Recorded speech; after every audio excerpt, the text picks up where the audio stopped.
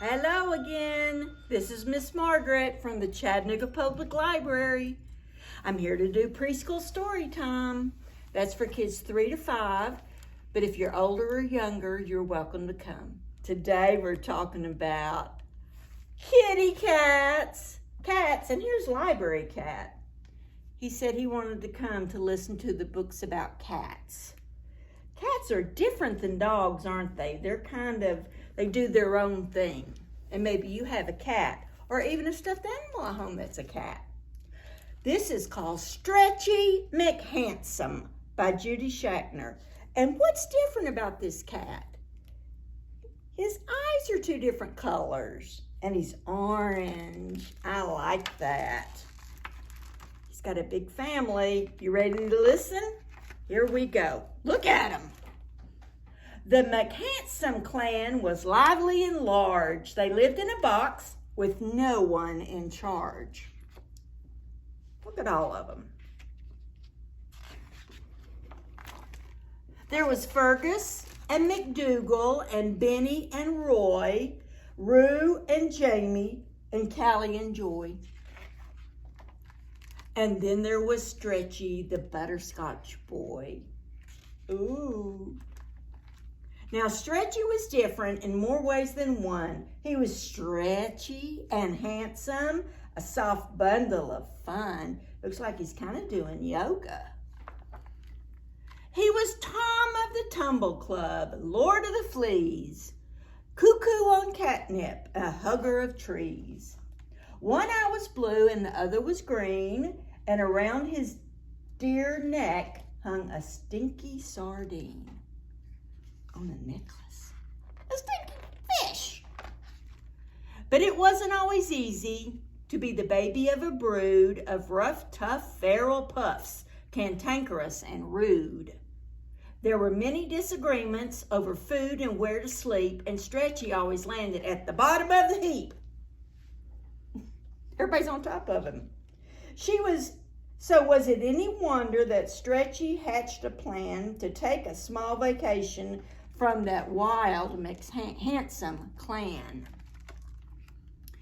His brothers and his sisters all agreed that he should go and gave him a good licking from his head down to his toe. Then after a tasty breakfast of fishy bones and rocks, our butterscotch boy sprang out of the family box. There he goes. Oh, the first thing he did, which to some could be frightening, was dash down the street like butterscotch lightning. He jumped into a fountain, splashed round and round, scratched 200 stretchy marks all over the town. Ooh! The freewheeling kitty made a stop at the zoo for an ear-splitting roar from a cousin or two. He went to the tiger cage. But the tigers thought Stretchy smelled just like dessert. So the butterscotch boy hid under a skirt. Until, that is, he spotted a mouse, which he chased down a path and into a house, where a hungry old woman, most pleased with her guest, attempted to eat the sardine on his chest. Ooh! Scratchy escaped with his tail all akimbo to soak up the sun in an old bookstore window. On the sidewalk outside, all squeezed in betweeny, stood a lass named McBride. Real sweet human beanie. Isn't she cute? She had unusual looks, wore the ears of a kitten, and around her wee neck hung a wild, woolly mitten. When Beanie saw Stretchy, it was love at first sight. She raced into the store and squeezed the cat tight. Ouch! She ruffled his whiskers and butterscotch fur. He replied with a nip, a lick, and a purr. In a matter of minutes, the pair were both smitten. They traded 2 things, his sardine for her mitten. Oh. And then what came next was so utterly fetching. Without breathing a word, they both began stretching. Looks like they're doing yoga. Yeah, they're doing it together. Look at that. I'm impressed. At the very same time, back at the box, McDougal found Stretchy's collection of rocks. It made them all wonder where Stretchy was at, 'cause it's scary out there for a wandering cat. Then every McHandsome handsomely hissed as they set off in search of the brother they missed. They're all gonna go look for Stretchy. Fergus found a tiny poop. Callie met the cousins. Benny spied a stretchy mark. Rue discovered dozens. McDougal met a tired mouse. Jamie found a wish when Roy and Joy picked up the scent of a very stinky fish. It's one he wore around his neck. A tiny bit later, a girl and a cat were riding a seesaw and having a chat. While 2 streets away, 8 noses were seen sniffing the air for a stinky sardine. By late afternoon, the girl and her kitten had fallen asleep with a fish in a mitten. But when they woke from taking their nap, Beanie McBride had some cats on her lap. There was Fergus, McDougal, Benny and Roy, Rue, Jamie, Callie, and Joy. And don't forget Stretchy, the butterscotch boy. Now the McHandsome clan was still lively and large when they all took a vote to put Beanie in charge. So the brothers and sisters did something quite hard. They lugged their old box into Beanie's backyard.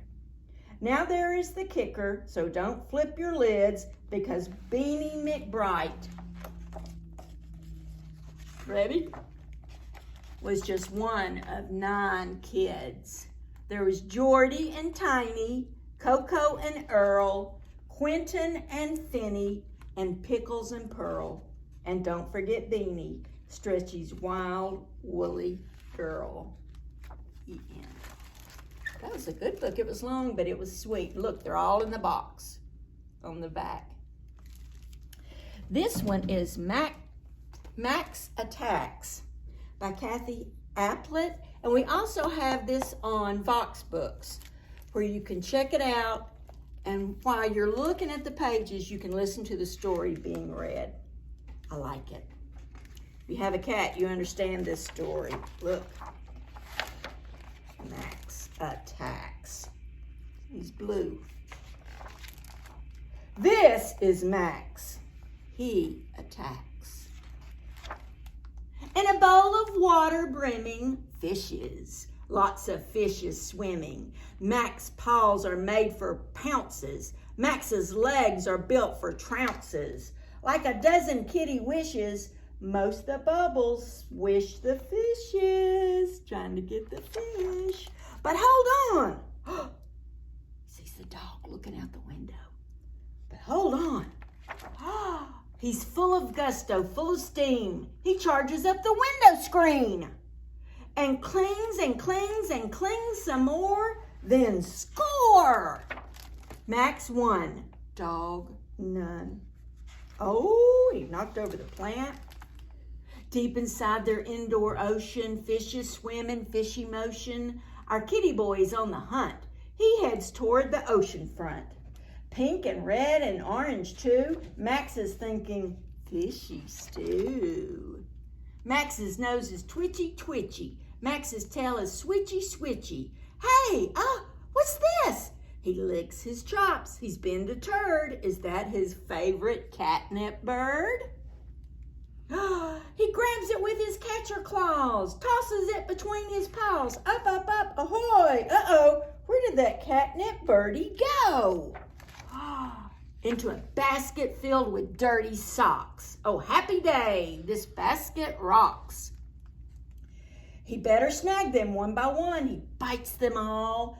And when he's done, he flicks his ears. He gives a scratch. It's clearly not an even match. Oh, he's getting all the socks. Socks is none. Max, 91. Fishes, fishes, swirls and swishes. Wishes served in kitty dishes. Swissy, switchy, twitchy, twitchy. He crouches low. Then, whoa!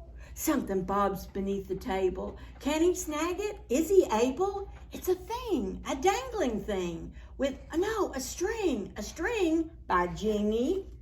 That stringy strings from someone. That stringy swings from someone's shoe. You know what it is. Attack! Now Max is swinging too. Aroo! What else can one cat do? Bubble, bubble, twitchy, twitchy, trouble, trouble, switchy, switchy. Our sneaky boy's on the creep. He peers into the ocean deep. Back and forth those fishes go, swishy, washy, to and fro. He perches on that bowl of water. Lower, lower, teeter, totter. Splash! Fish are out of Max's fur is slick and clean. He dries it in a sunny beam. He meant to wash it anyway. We'll catch those fish another day. His tummy growls. He's got the munchies. There it is, his bowl of crunchies. Attack! Our kitty boy is tuckered out. A big old yawn escapes his mouth. He curls up on his cozy rug and gives his trusty tail a hug. He's stunned, kaput, stopped in his tracks. A mighty nap attacks our Max. Fishes orange and pink and red snooze in their waterbed. Max, none. Fish, 6 + 1 means they won. This is Max. He attacks. The end. I think he's going to go after that lizard. What do you think? Okay, time for a flannel board. Our flannel board is from Pete the Cat, Pete's Big Lunch by James Dean. This is one of my favorite ones. Are you ready? Here comes Pete. It's lunchtime. Pete's ready to eat. What should Pete eat? A sandwich would be nice.